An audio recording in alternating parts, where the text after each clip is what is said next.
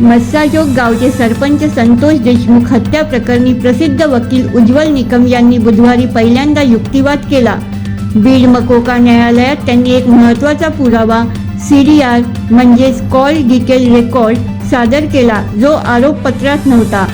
CDR नुसार फरार आरोपी कृष्णा आंधळेने वाल्मिक कराड व विष्णू चाटेला 3 वेळा फोन केला होता. यामुळे कराडचा देशमुख हत्या प्रकरणाशी थेट संबंध स्पष्ट झाला आहे.